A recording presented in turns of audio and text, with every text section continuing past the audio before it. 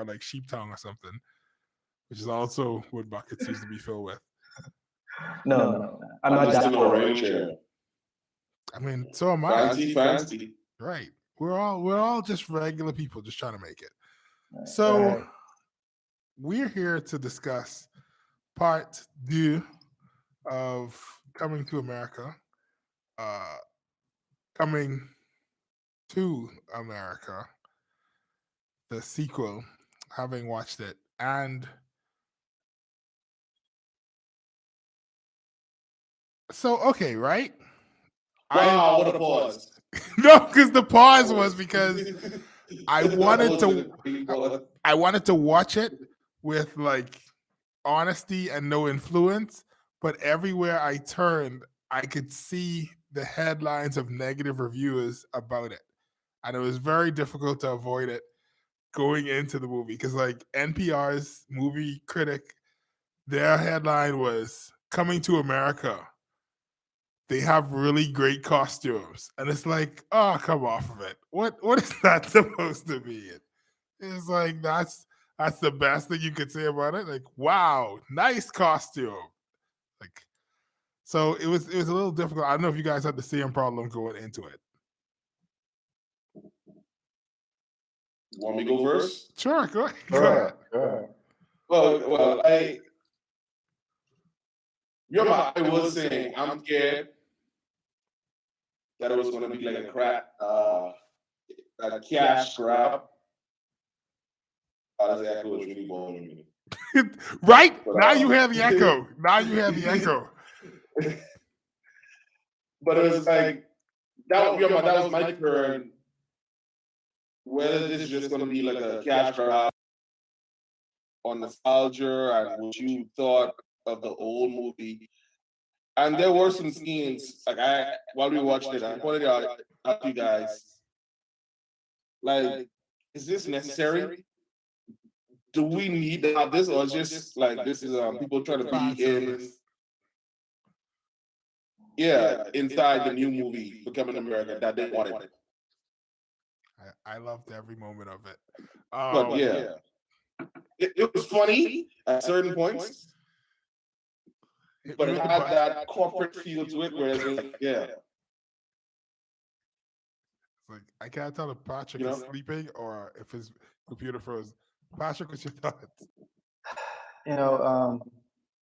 Us poor people with our horrible internet connections and are you in a low kitchen? Camera quality. Why is there a cabinet of food behind you? Because I eat a lot. Okay. Is there a problem with that? No, go ahead.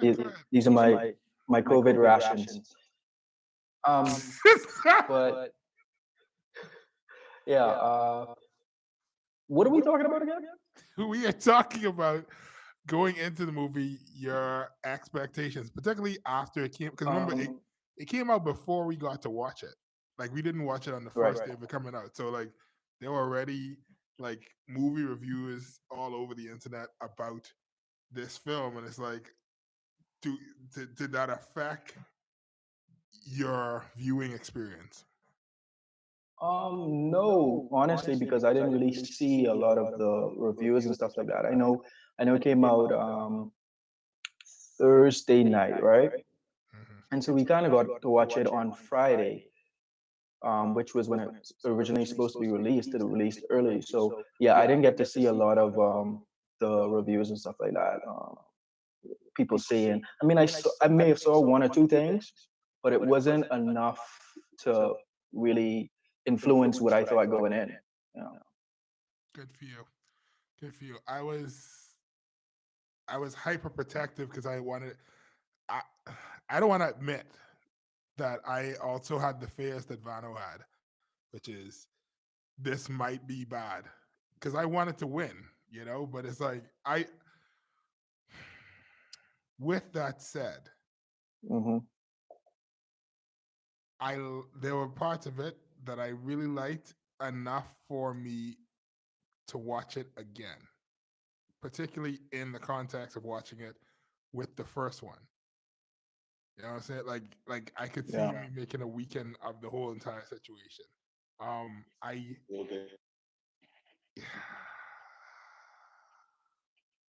So there was a lot of things that only make sense if you watch the first one. All right. You mean like the Randy, entire movie? well, yeah, I guess, but like there's Randy Uh, Watson, where it's like that only makes sense. Like the entire, first of all, I was like, is this Disney? Because there are a lot of musical numbers in this. Like I know there was music in the first one, but it wasn't as obvious, the music. Yo, it, speaking of referring to the first one, I think that standard out to me, they took away the raunchiness. Oh There God. were no Still on naked bathers. So come on, it's like that. We talked about it in our last episode that it was a bit raunchy, but it wasn't over the top. This had no raunchiness in it. It was His child was in it. His like it was a 15-year-old PG. daughter was in it. I'm, and I mean, No, and if we then can, don't put your child in your classic movie. She can't handle Because the see past. naked women. and if we can talk about like expectations and stuff like that, right? Mhm. I will say that it wasn't the movie I expected. It wasn't the movie I necessarily wanted, but I was I the same. liked what I got. Weirdly enough, No, it wasn't a bad I movie. you're asking if it was bad? No, I'm saying it wasn't. No, it wasn't. And I kind of like it. Like honestly, it's nothing that I wanted. Like I didn't want this movie, but I'm okay with it, even though it wasn't what I wanted. Like like you mentioned the raunchiness. I wanted that. I wanted that. I wanted it to be a continuation of that. Um, but it took a turn and it was rated PG-13. And I'm like, this is not the movie I expected it to be, but it was a pleasant surprise. There were highlights for Right. sure. I Yeah. like the fact that it's an expanded Eddie Murphy universe. In that they did the Trading Places thing again, where it's like, oh, Yeah. They did, yeah. his son goes to try to work, or not audition, His the son of right, yeah. the son of Randolph and the two Muppets in the wings, right? They go to try to work for their grandkid or whatever. Um, that's cool, and it was a lot of throwbacks. Where it's like, oh, this is interesting. But you know what I didn't realize, right? Is like there was the part where Tiana Taylor comes in, right? The daughter of the war general played by Wesley Snipes, and they're You singing mean the the song. warlord? War, what did I say? War general? War general, yeah, warlord. Yeah, same difference. Right. So that guy, right? When they play the song that they play, right? Because it's like, you know, the the the guy originally I had no said idea what the song was. Right. I No didn't idea. know that was even a real song, but I was like, but this is fire though. Right? This is fire. Right. And then I went and Googled it, and then I go down a rabbit hole and discover, oh, this is a Prince song. And then suddenly it became less cheesy, knowing that this entire, like when he says, "Ooh, I know this part, this is my part," and he goes and sings it, it was like it felt a little bit High School Musical, because I was unaware that this song existed in the real world. And then it's like, oh no, this rapping part is Prince rapping, and that's why it sounds like But this. I thought that's what they were hinting at. I They even said thought it, this but is a real life I didn't song. catch it. Like they Yeah, say in Steven it, didn't catch it. right? They say, "Oh, Uh, this Prince," like, and then he says, "Yeah, we know, Ma." But that's the thing. No, no, we don't know. But I think they put that in specifically for people like me. There was a lot of elements. I think the only okay. So this is what I think happened. I think the original movie wasn't trying to be anything. I think this movie was trying to be certain things, and as a result of it trying to be certain things, because it was trying to use influences from the culture. So all the dancing from the war lord, is that what you say? Not war general? Correct. From the warlord, it was very southern black high school drum major, drum line sort of situation. They all had Mhm. the warlord was basically a drum major with his staff or whatever. And it's like it makes sense if that is the culture that you grew up in to be like, oh, I get the reference. Like it's a black thing. But it's like, but universally, that's not a black thing. So it's like outside of the Southern American states, is like, why are they dancing so much? They're very dancey, right? And it's like, I I see people criticizing and saying, "Oh, it's so broad and it's stereotypes and stuff." It's like, clearly, y'all didn't watch But I Fresh actually Prince. thought it was dancing because it was African. Right, but I think that was the Might be overlap wrong. they was trying to go for, where they're like, "Oh, because they're black and because they're African, No, not because they're they're dancing." black. Yeah, because they're Africans. Right, okay, right. Like Nigerians, when they yeah. It just felt a They do lot. the It felt little. very Atlanta, and not the show, but like Atlanta, the But I place. wasn't gonna say it felt very Nigerian. Really, maybe I just don't know Yeah, you know anything. what? Nigerians, they do the little the shillies and shakes and things like that. I don't want to be racist. Don't look at me like that, Skipper. Yeah, although you're not, you don't want to, but you're doing a good job. Go ahead. The shimmies and the shakes. Tell us. That's what I'm trying to say. Ah, No, yeah. Vano he knows a lot about Nigerians. right. Yes. Got that royal blood in him. Yeah. Are you talking about black people? Bring up that pass. Bring up that pass. Like, I that's mean, okay. he may or may not have been scammed in the past. So Don't click those email links. one of the things I want to bring up is in the movie, Eddie Murphy explaining to his son what it meant for him to go to America, indicating my answer originally in the last episode when he says, in a way, I was finding myself because I was right. Throwaway line. It's not a throwaway line. It's important. That's a throwaway It's the line. core. It starts the conversation. He admitted that it was a love story at first. He said it was love. But then they was like, "Oh, that's not love." He said he was looking for a gal to grind. He was looking for a gal to grind, and then from there, right? he discovered himself. We all know that Steven is grasping at straws. What? It was 100% a throwaway line. The writer. This movie, right? As much as I enjoyed it, right? That line means nothing in the context of this film. There is no way that he was finding himself. He found nothing in the first. Like he was already no. If anything, he found himself in this movie. Because the whole thing about, right, we didn't realize that Prince Hakeem was a sexist misogynist in the first film. Right, because it was the 80s. Right. So he came into this film. And so if anything, him having his kids and finding his son, this was him finding himself, because then he realized that, hey, I'm the king. I can make the change. It's similar to what his father did, right? Because at the end, he asked, I can't remember the exact line, but he said, "Oh, who am I to change the rules?" And then his wife looked at him, "Well, you are the king, aren't you?"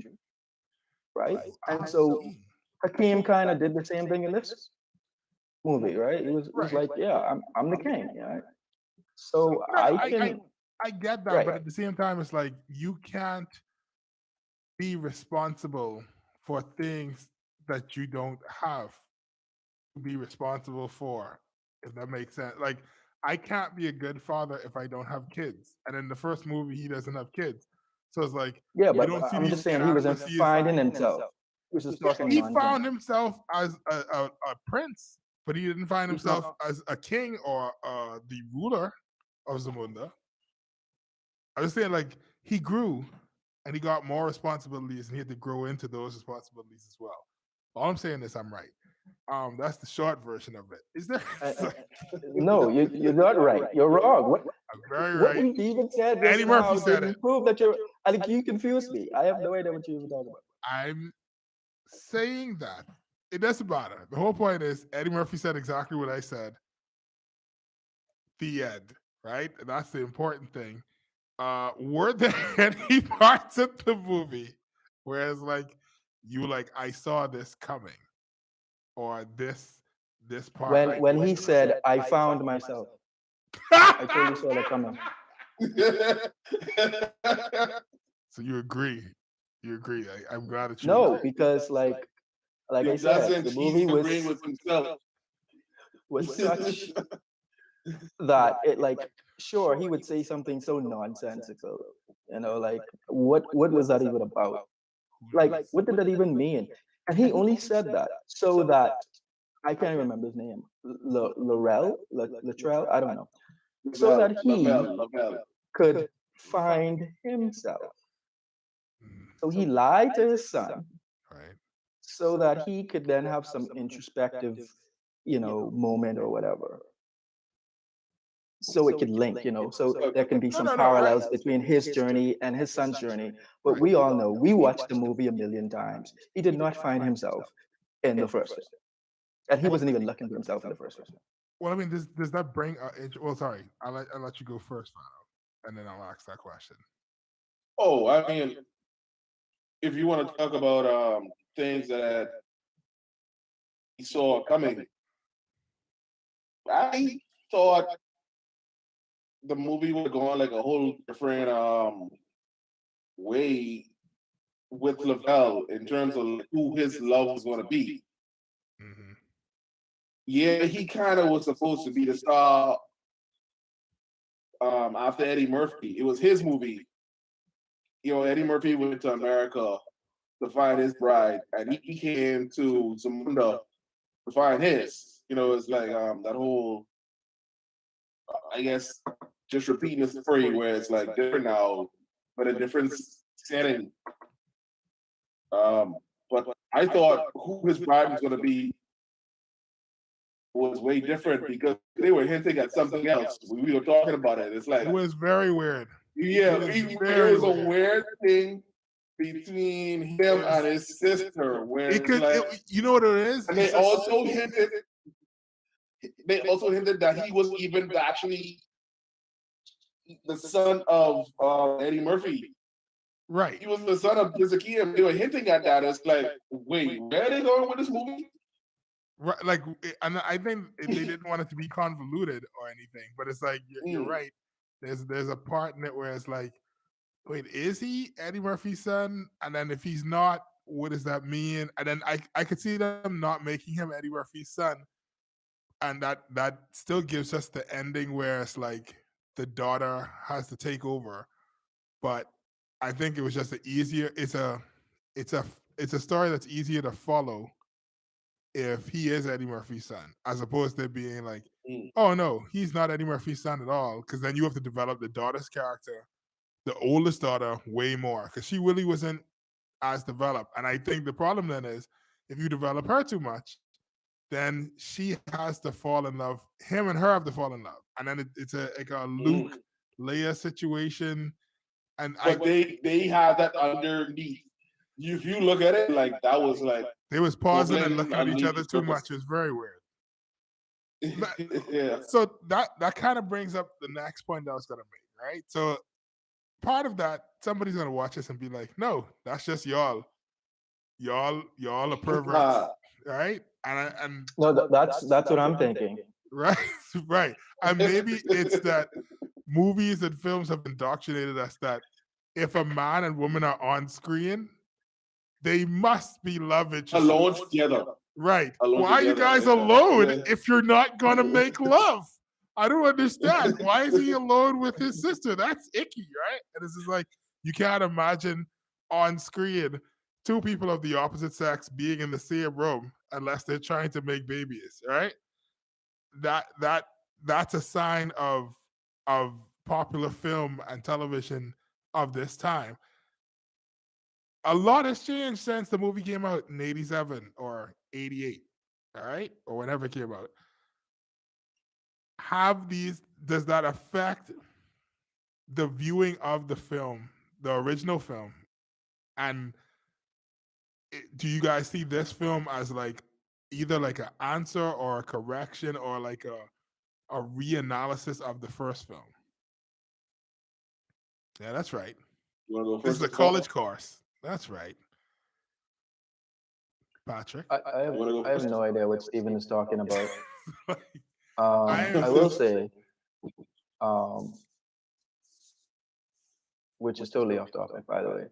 Oh, I think if this movie came out in 1993 or 94 or somewhere, I could totally see. 5 years after the first. yeah, Yeah, I could totally see Will Smith as the son, right. And that totally and work. then nothing will change. Like it'll be the same. It can still be rated PG-13, but I definitely see Will bringing that charisma to the son character and it working. And I think part of the reason I enjoy this film so much is because I just fantasized about that version of the film. And I was like, this is great.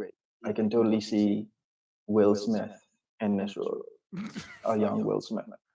That's what pushed you through it. Yeah. All right. And not in a bad way. Like, because that's why I appreciated it for what it was. Like, it wasn't a raunchy comedy that I wanted. Um, and it had a different tone. It was very family oriented. Right. They were Which going for the whole. I feel like it was an evolution. Like, moving forward. Like, yeah, I get that. I appreciate that for what it for what it was. It was like that's why even though people were like it wasn't that funny. I mean, movies like that are usually not that funny. It Because was balanced. some of the gags were for a younger audience, I believe. Like even the stuff with the lion. Like I think they were thinking like, hey, if kids actually watch this or teenagers, they would appreciate those parts of the film. Especially You know? because, like with the last film, kids and teenagers did watch that. Right. You know, and so Still, when they weren't supposed to. right. And so I think it's just like being mindful of that. They were like, well, let's just make an appropriate film so that because at this point, when the people who were kids when the movie came out, actually some of them actually have kids now and can actually sit down and watch this with their kid as opposed to Right. how it would have been back then. But what I meant was, for example, we know that the way that the son is conceived is because we were trying to figure out, well, how does it happen? He couldn't have cheated, right? And like that's not his character to cheat. So it must have been when he was intoxicated or drunk or something, right? And like he smoked some weed, he was totally knocked out of it. He was awake, but he was unaware that it was a person. He imagined that it was a rhinoceros or a hippo. Is that what riding weed him. does? Because Warthog, Yeah, he warthog. sounded like he was on shrooms, but that wasn't no weed. Or like somebody put some PCP inside his weed or something. But anyway, at the end of it, he realizes, oh wait, I thought that was imaginary, but no, I guess I was having sex, but I didn't realize it, right? And then so I've seen people online saying, "Oh, are we going to talk about the fact that Prince Akeem was raped in the No. in the first one?" And the question, and so like it, and I don't want to have the long conversation of figuring out the difference between time and space and how things change and understandings change and all that stuff. But it's like this movie, by whether or not it intends to, kind of makes you have to have a conversation to say, wait, well, the stuff that happened in the first movie, were these things okay? right then, and they're not okay now because now we've had a full 30-year span. And it's like, even with the whole thing with the kingdom, right? Where it's like, oh, well, this is how it works. There was no problem with the patriarch. There was no problem with him coming and being the monarch and there not being like any real democracy inside Zamunda in the first movie because it was cool for him to be the prince in shining armor. But now in the second movie, it's like, wait, women should have rights too. And what about all these other stuff? And it's like, yeah, you're rich, but what about the other people inside your kingdom? And suddenly it's like, does this movie become an interrogation of the first movie or like an answer to the first movie or like just saying, Well, well, McDowell's out. They don't need money. They need money, okay? that's your They need response. cheeseburgers. Eat a Big Mac. Vegetarian Big Mac. The main difference is their ice cream machine works.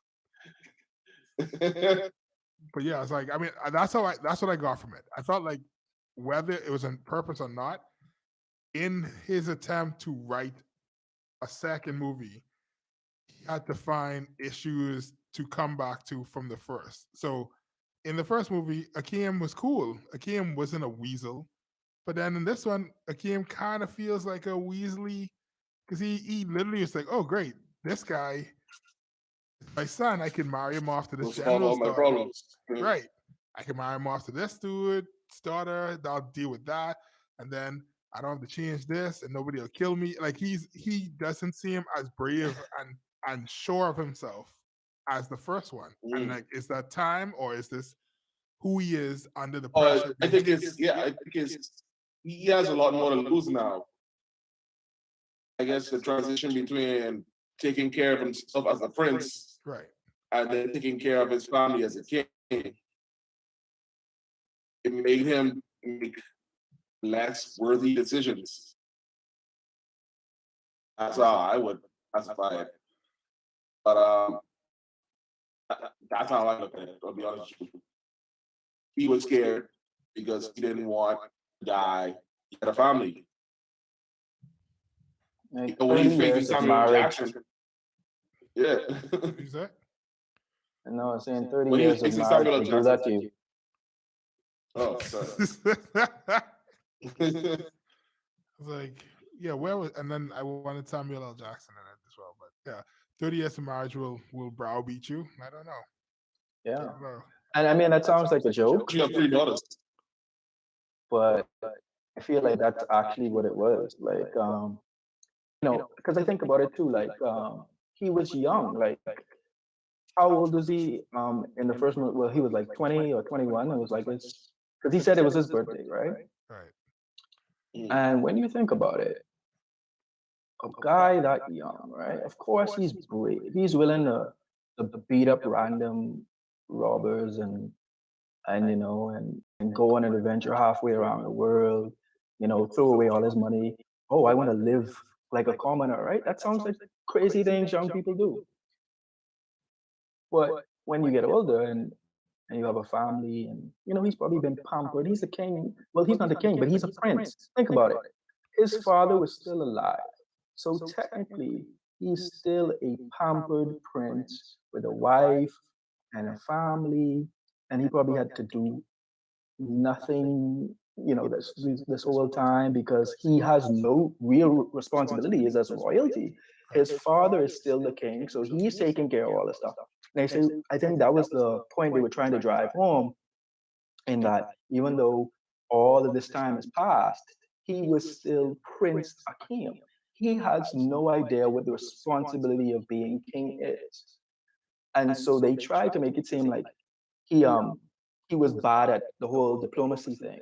So that's why his plan was like, oh, I'll get my son to marry this girl, right?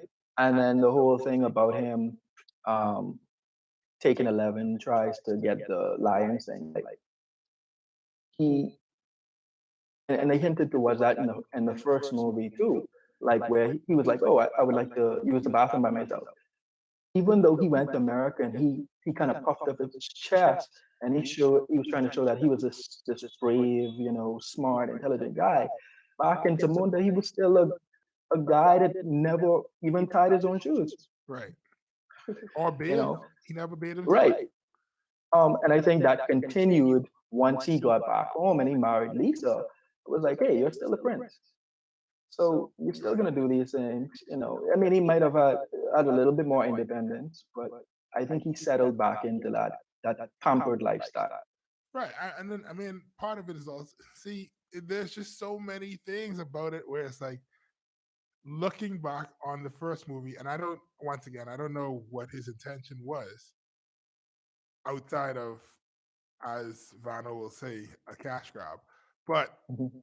there is a level of, when you look back at it, when he goes to the bathroom at the next game, he meets one of the citizens of Wakanda, not Wakanda, sorry. Oh my God. So Zamunda, right? Because they all end with right? He meets one of the citizens of Zamunda, and they're like bowing before him and all this different stuff, whatever. You realize that these guys are working, they're working as janitors in New York in a giant stadium. So that alone tells you, okay, they left Zamunda. If Zamunda is such a wonderful, great place, then they really wouldn't fit into the mold of I'm leaving to go to America because America is great. It's the land of opportunity. But they did. And even though they revere him as their future king and their crown prince, there's still the idea where these guys left their country to find a better life in America, and being a janitor in the 80s in America was a better job than they could get in Zamunda. And it's like, it's not like these guys left Zamunda to become high class doctors or like Wall Street executives. Like, no, they came here to become janitors, and that's a better life for them. So it's like, clearly Zamunda is great if you're a prince, but Zamunda isn't this idealized country. We only ever have seen the capital. We've never seen the streets of Zamunda, and it's like there's stuff there that can be interrogated. I think they just went with the gender one because that's the easiest one to go with.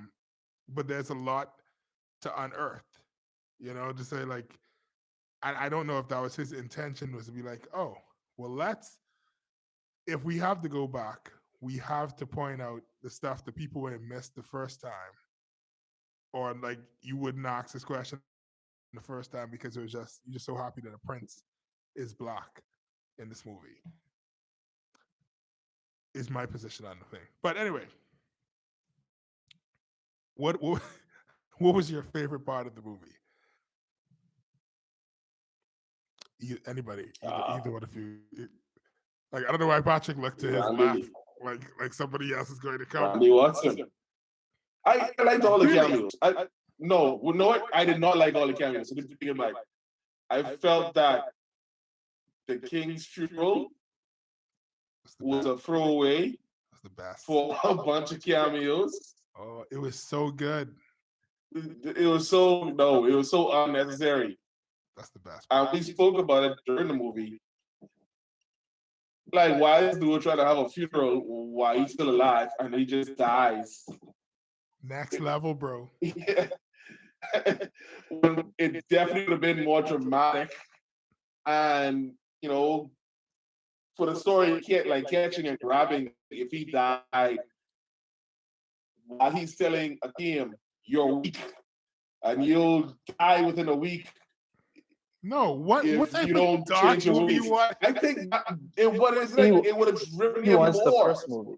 No, that's it. It would have driven him more. What you want in this one, you still want us to, at the end of this, we still need to love the father, even though the father is dead. We don't want to be like, thank goodness that old man. Okay, you're thinking no, you thinking, oh yeah, you're weak and you're gonna die soon. And you're gonna let that country fail. But it's like that's what you said. Dramatic. The way it depends on how you write it. If you write it in a way where it's like it could be funny as well as endearing. It was like, I want the best for you, son. I don't want to see you die. You know what I mean? Yeah. Go find your son. You mean like a very Lion King-esque thing where it's like, my son, my only son, Rama, a girl. essentially is what like that. No one's gonna get that, and that's okay. That's the life we live.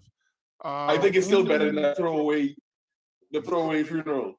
The funeral was not a But throwaway. they had to do it because it was throwaway. They didn't do that. And then when Salt and Pepper came out, what? Zeta, What a king! What a king! What a mighty good king!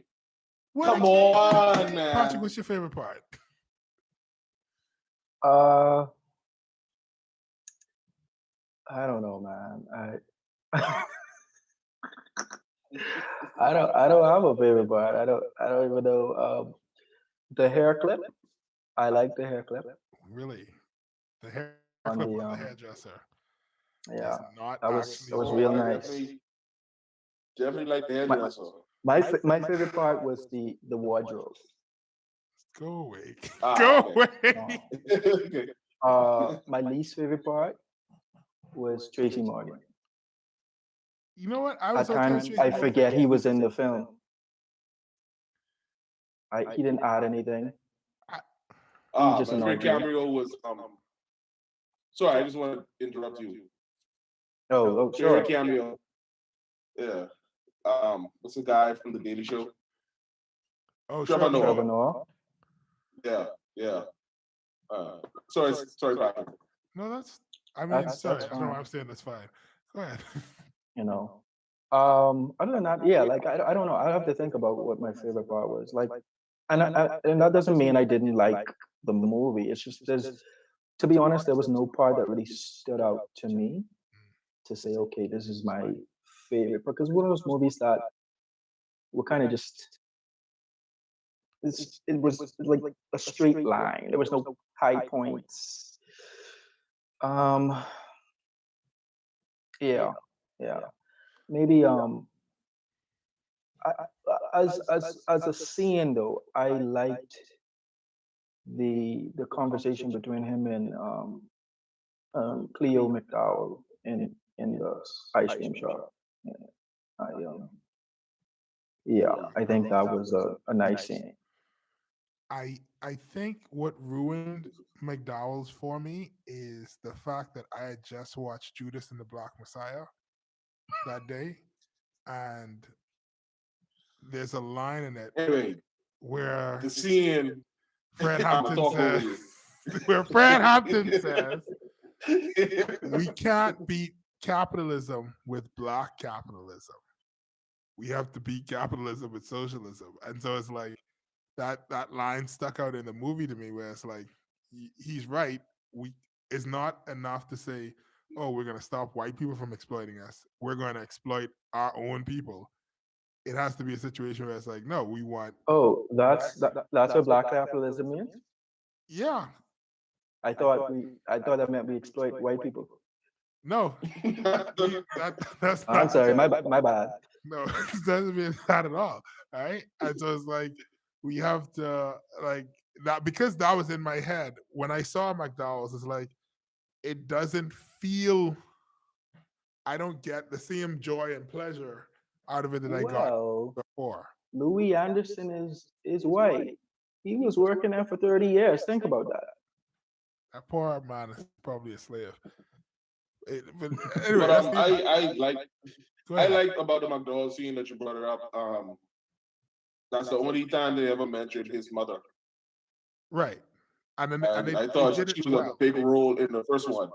Right. Yeah.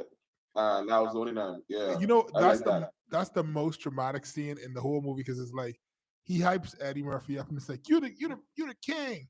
You can do blah blah blah. This is my domain, and Zamunda is your domain. And then it's like, as he's walking out, he say, one more thing.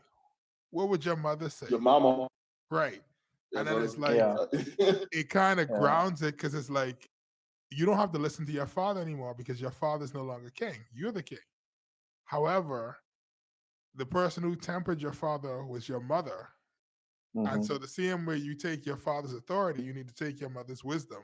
And so it's like there's this level of balance in that section of the film. Yeah, and that's why I mention it because like even though like maybe that's my favorite scene because like I said that really stood out to me. That was that was there, and and the mother really, like, she delivered those kind of one-liners. Like, even when he was in the house and he was going on, and she was like, "Oh, shut it, Jaffa. And do you love her? Then go after her." And like I mentioned before, when she was talking to the father back in the limo, and he was confused. He's like, "Well, who am I to change the laws?" And she's like, "Well, you are the king, aren't you?" So her role was just like you said, she did that. She brought some clarity, and she just, like, with her simple lines in the film, it's so much, you know. I'm trying to think if I had a favorite part of the film, and the only thing I can think of is on. So there was a lot of moments in the film where I was talking to the screen. At the You very like the least, hair clip too, right? yeah, right. First of all, let's all acknowledge that the hairdresser was very thick, and it was like, I don't what, know what you're talking about. where, what she was. What's the name of the Disney movie? I do not objectify women. No, it's not objectifying. This is analysis. It's not objectifying. You're not objectifying a tree to be like that is a magnificent Eldorado. tree. Road to El Dorado. That's the movie. You Googled it before me. She looked like the No, I lead- just remember Girl from Eldorado. she looked like the lead lady in Road to El Dorado, and it's like you don't realize it at Was first. that a 'Cause, film? yeah, it's a Disney cartoon. Yeah. So we're objectifying animated women now. Oh God. Anyway, Of course. right? So I'm watching it and it makes me feel very much like, bro, you can't be this dumb, babe. Because it's like, babe, you really about to go ahead and marry this gal who you know for a week? Like, you might as well go marry the gal who barking like a dog at that rate, because you know two of them as much as each other. And it's like, you're like, no, man, this is the woman I want to be with. And it's like, you know what? Maybe that's it.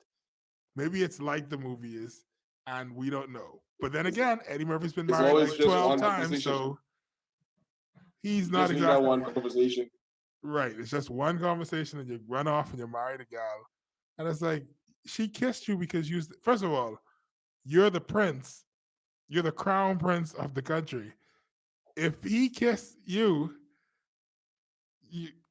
that's the end of the sentence. It's like, it's not like you got to do something about it. So it's like, I don't know if he fully read into that correctly, as opposed to being like, oh, this means that she's in love with me. No, nigga, you have all of this power and might, and it's like, what's she supposed to do? Throw you down so the gods can arrest her, or like, I'm saying, like, there's an imbalance of power between the two of them. That's the first issue. Then it's like, he's like, oh, I'm gonna take you back to America. Now I understand that he had the suitcase full of money, but it was also kind of weird. It's like, why would you think she want to go to America? Would you like?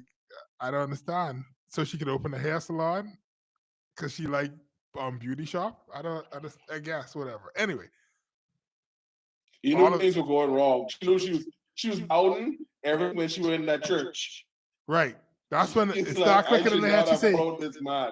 right, is this the right thing to do? I want to be queen. I do not want to be a servant. That's what really happened. But anyway, neither here nor there. Right. And it was weird. They let the sister ask him the question, what was the call back to the first movie? Like, would you give up all of this? I feel like she should have asked, the hairdresser should have asked that. Mm. But then That see, goes back to that what we make was us seem talking like a gold about. digger. It felt like there was an underlying tone. Right. Or Like for the first draft or something. optional scenario they were trying to, yeah. How they were trying to build it. Regardless, my I favorite. mean, but I wouldn't say make her like a gold digger, because she kind of did it in the church. She was like, "Hey, I don't want you to do that." Yeah, Even she though said, you were "Let's saying talk she about had it." her own ulterior motives, but No, I'm not saying that she did. I'm saying that it's easy. no, to I mean jokingly, you were saying, of course, like she's gonna say that, because if she's gonna marry him, Like, yo, let's go back to Subunda, bro. Let's Right, where you could be what you king. doing? What you doing? Right. Right. You know.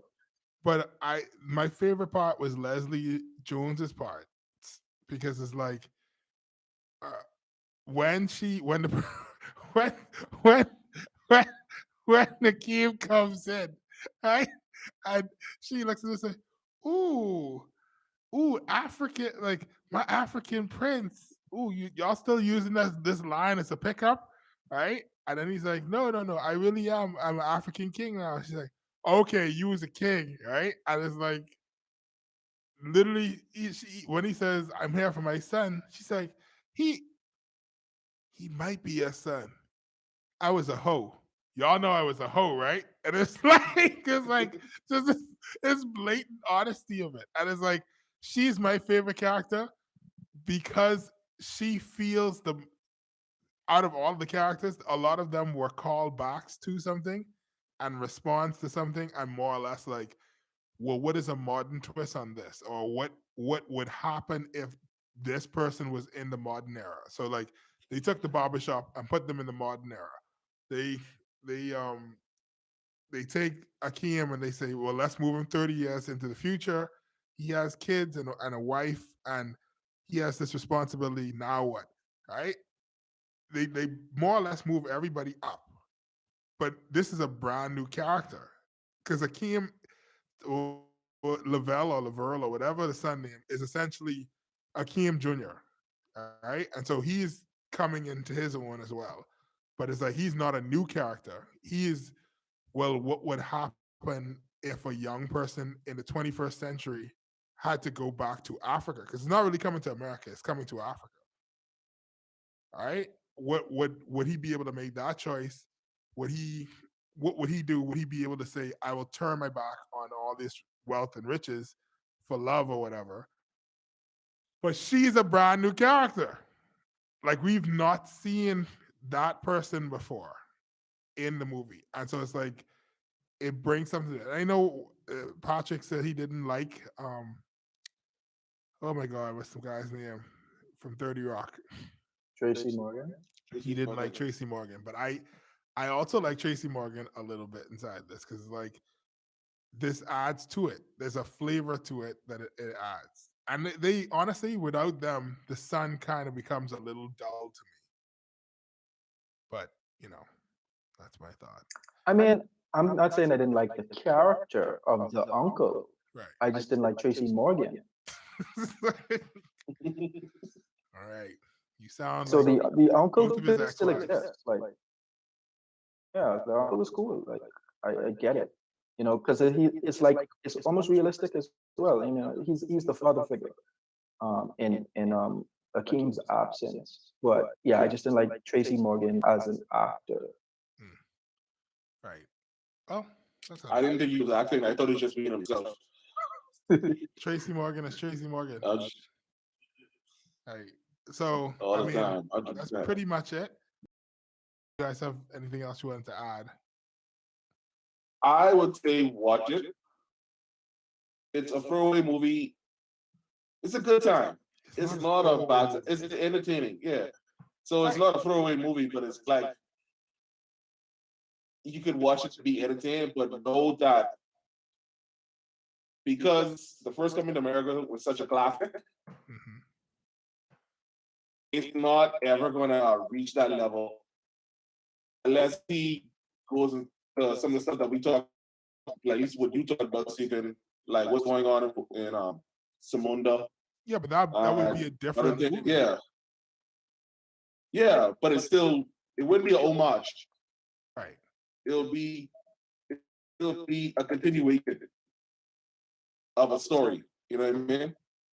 His African prince life in the future. But I think that this movie was an homage. It wasn't a bad homage, but it was still very entertaining. What is that noise?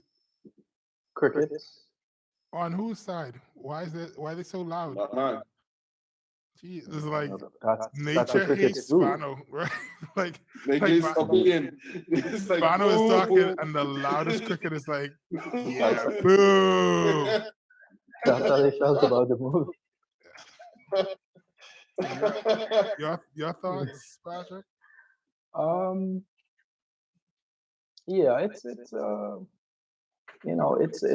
movie you put on in the background while you're doing something important. Um, and when you watch the film, think of Will Smith. So when you think When of you think Lavelle, of garbage, think of me. think of Will Smith. So, It makes it 80% better.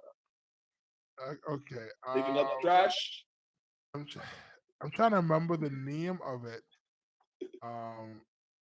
Do you remember the name of the second Eddie Murphy stand-up? I can't remember I remember the first one was Delirious, There's Delirious, and then then Raw there's, was the next one, right? No, oh, Raw was first, and then Delirious. No, was it? I think so. No, man. I know the Delirious two came out in popular '83, ones were and Raw Raw and came out in Delirious. '87. It's Raw and Delirious that are the popular ones. Right, Raw came out after. One is Red Red. That's Delirious, right? So this is my thing, right? People are like, this movie isn't as funny as the first one. It's like, there's a reason for that. Because when this movie came out in the 80s, it didn't exist yet. And there was no marker. And you didn't have 30 years to sit down and say, wow, I wonder if they could beat that. On the other hand, I think just like how Delirious is considered the greatest Eddie Murphy stand-up special, and Raw is the second one. This is like Raw and Delirious, where it's like Raw is not as good as Delirious, but it's still entertaining. It's still a good watch. It's not the same movie. You know what I mean? That's how I compare them. But yeah, that's it. Up next, Mortal Kombat. Is it? When is that out? I have no idea.